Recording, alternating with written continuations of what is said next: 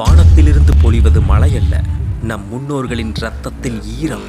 இதோ சூரியனை மறைக்கும் கரும்புகைக்கிடையே ஒரு தேசத்தின் உயிர் மூச்சு தன் கௌரவத்திற்காக கடைசி வரை போராடி கொண்டிருக்கிறது. இது வெறும் போர் அல்ல, ஒரு மண்ணின் ஆன்மா சிதைக்கப்படுவதற்கும் அது மீண்டெழுவதற்கும் இடையிலான மகா யுத்தம். அந்த நகரமே சாம்பல் நிறத்தில் இருந்தது. ஒரு சிறுவன் தன் சிதைந்த வீட்டின் இடிபாடுகளுக்கு நடுவே அமர்ந்து கருகி போன ஒரு மரபொம்மையை தடவிக் கொண்டிருந்தான். அது அவனது தங்கையுடையது. நேற்று பெய்த அந்த விசித்திரமான கருப்பு மலையில் அந்த பொம்மையின் நிறம் மாறிப்போயிருந்தது. அருகில் நின்றிருந்த முதியவர் சொன்னார், மகனே, இதற்கெல்லாம் என்னதான் முடிவு? நம்மிடம் எஞ்சியிருப்பது மரணம் மட்டுமே என்றார்.